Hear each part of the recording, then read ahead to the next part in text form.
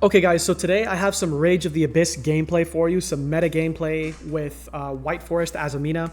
I recently was talking about the Supreme Darkness stuff, where Azamina LZ is a major boost to the deck and formally links the engines together and actually makes it make sense to play them, and potentially makes the toy cards obsolete, though not necessarily. But that's still in January, so that's quite a while away. And I wanted to show you really quickly the decks that I was using for this. So I have a few different versions. There's a hand trap version, which is my least favorite version. I am using Closed Heaven in most of these builds, but not all of them. So basically trying to get close to 15 hand traps using as large as possible of a wanted engine, and then as many of the toy cards as possible, because this does technically bridge the soldier and the soldier and the witch, because if you set the soldier and you send it off of the for the witch effect, or rather it's an inherent summon, it's not an effect. If you do have box, then you get to search the Sylvia or the Rusia, so it does link together in that way. Then I have a power spell version. Droplet I usually don't like in White Forest, but if you're on a power spell build and also a large White Forest toy soldier engine, then it's more likely that you're going to have stuff that you can chain the droplets to, and so you're not going to go as neg as often. This is probably, you know, my favorite version so far that I've been playing right now. The other version, which is probably the most fun, is using a Chaos Allure Queen package on top. Now, the advantage of this is that going second, you can immediately threaten a Light and Dark Chaos Angel, which they obviously won't allow, so they will stop you, and then you haven't used any of your other engines yet.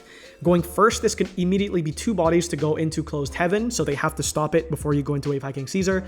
Or what is the strongest thing you can do with this is the Buster Lock. So Protector Whelp requires 2 monsters. This means you can even do this after Nib using a Nib token and something else. And you dump the Dragon Buster Destruction Sword.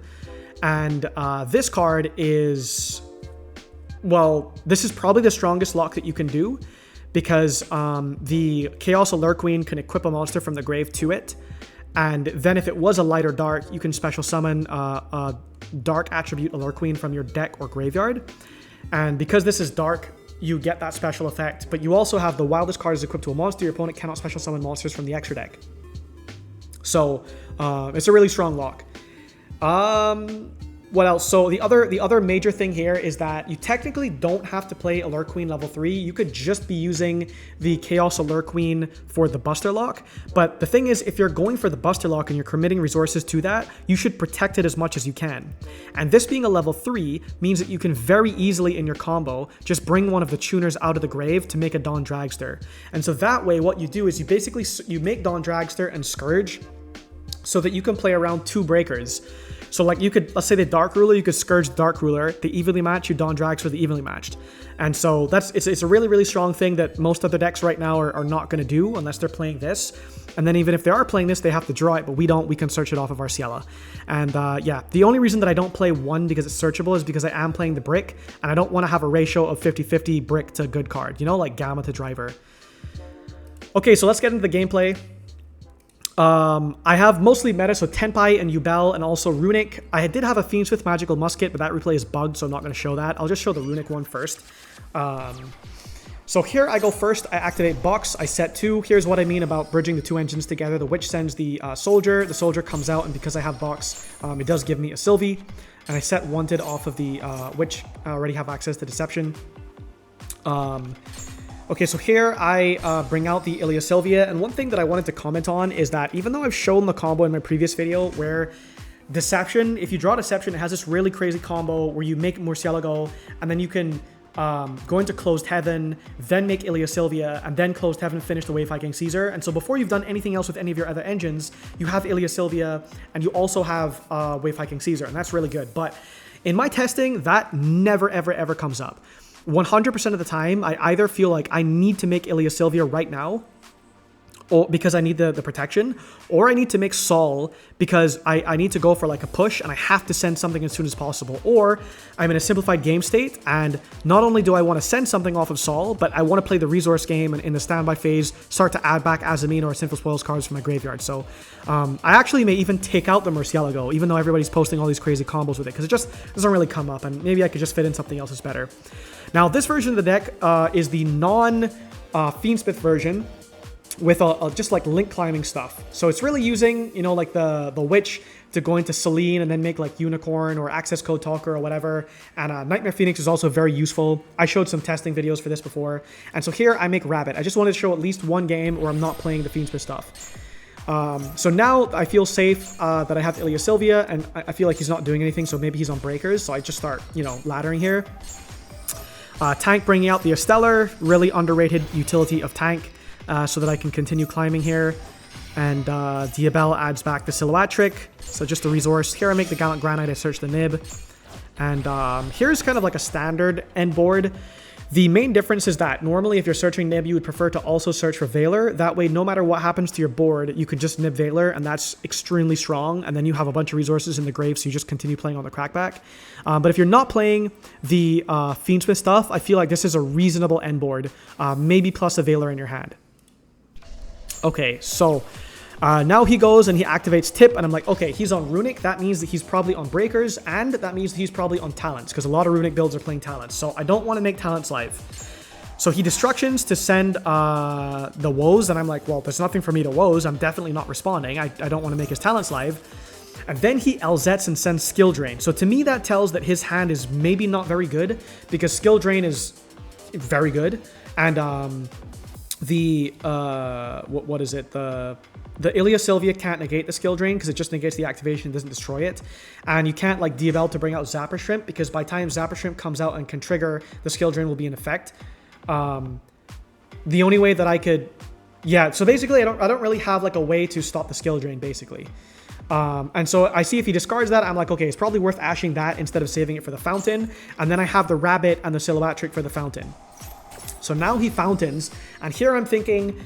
Okay, either you have a whole ton of Runics in your hand, and like you have to use your other Runic to protect it with the Hugin. But if something goes wrong, I'm just going to use, just in case, both the Rabbit and the Silhouette Trick on the same Fountain. So if he protects it from destruction from the Rabbit, it's still going to be negated off the Hat Trick, and then he can't get the draw this turn. So like even if he really has so many Runics that he can wait until my turn to try to get the draw 3, at that point he's going to be behind and he'll probably lose. So I use both, and I go to both negate and destroy the Fountain. Here he Freezing Curses and targets my Rabbit, and I'm like, okay, I'll just Little Knight, because he probably doesn't have monsters at this point. He probably won't have anything for me to Little Knight.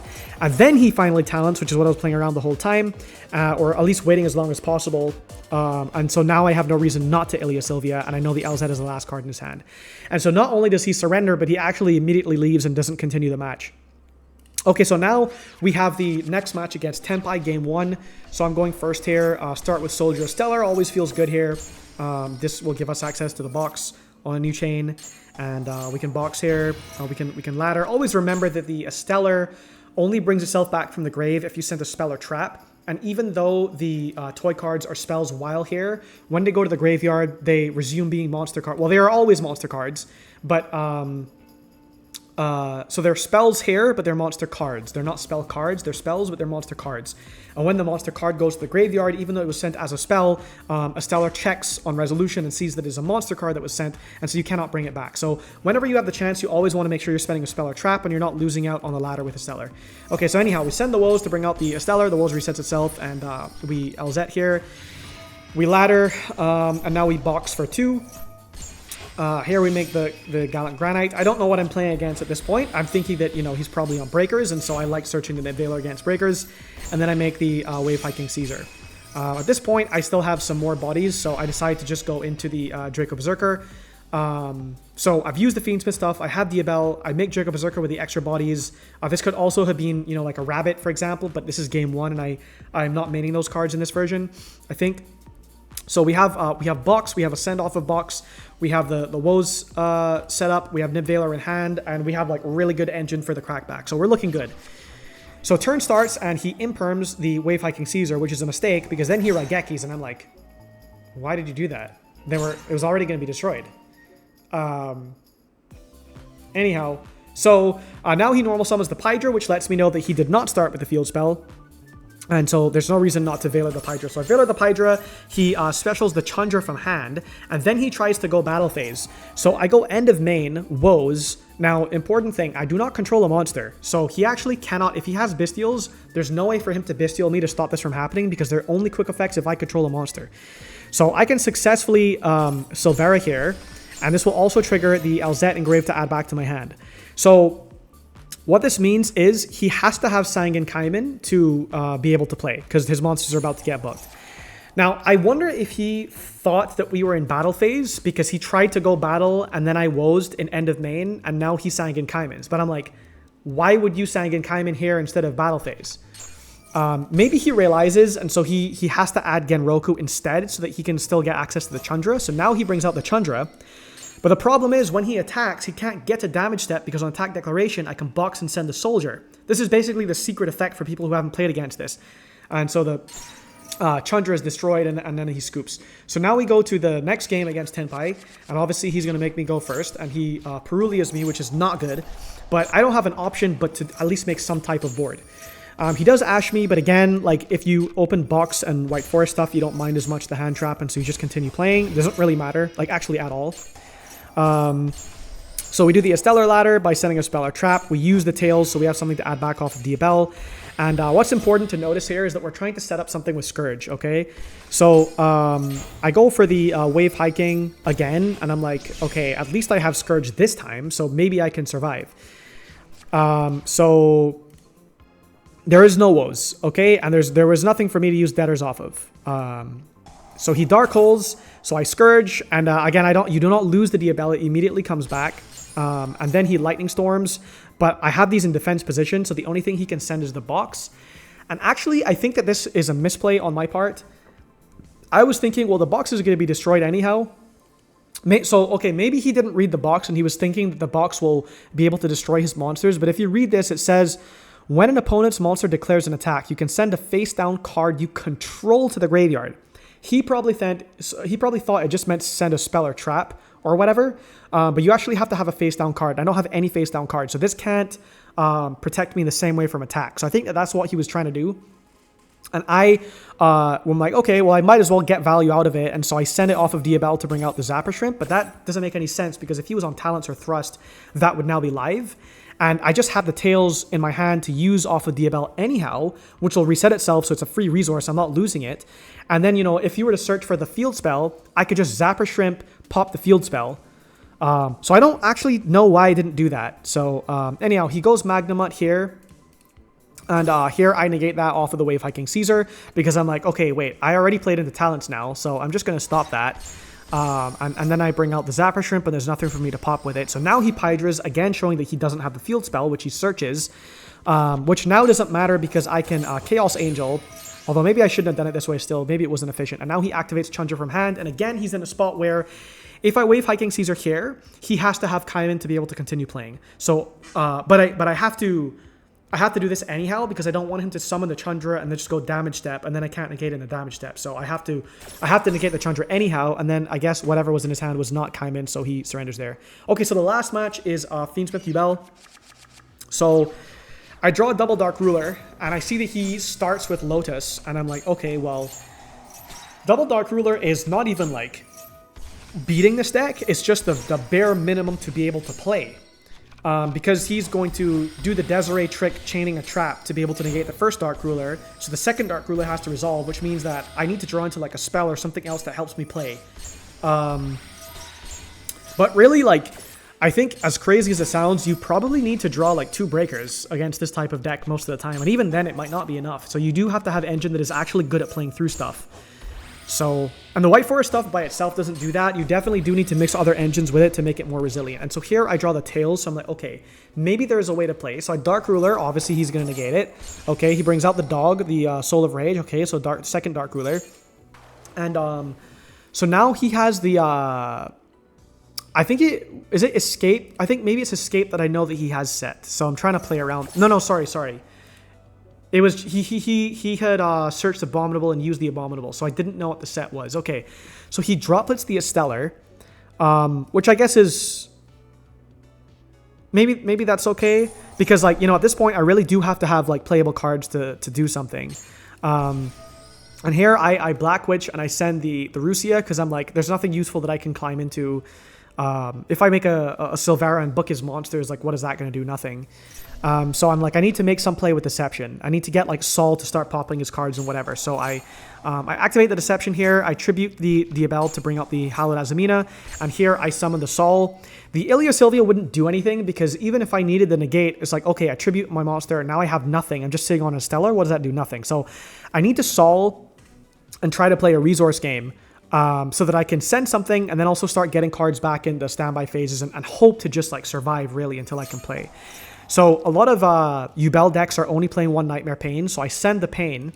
And here I think, so I actually make a mistake here. I think I was playing a different list here with more Rusia and Sylvie, and I thought that I could make a play where I could search another Rusia and make a Light and Dark Chaos Angel off of the Rusia and the Saul or something like that.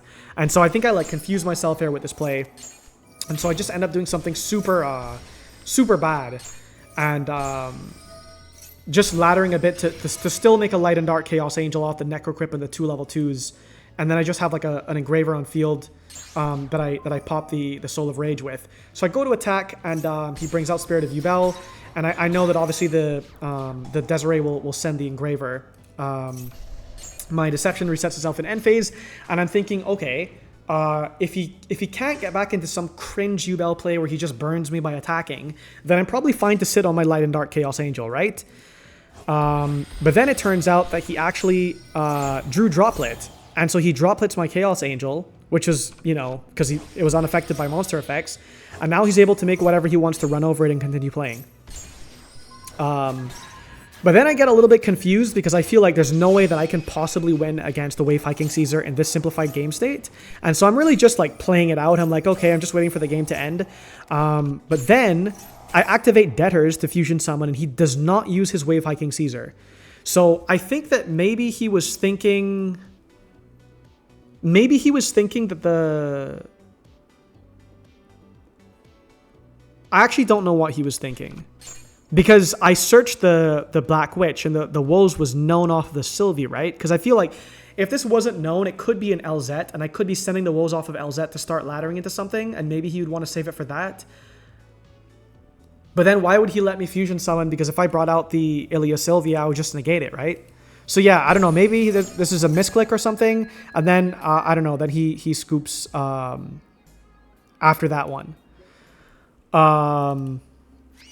Okay, so now we go into the second game against Yubel, and he starts off with the Kashtira cards, which are actually, like, deceptively good, especially with Birth on field. Like, Birth against our deck is really good. And the unfortunate thing about Birth that you'll see in this matchup is that it really matters the turn player triggers. You know, when you're trying to do stuff and his Birth is Chainlink 2 and he banishes, like, the 3 cards in your grave before you're able to do anything, like, it's actually really oppressive sometimes.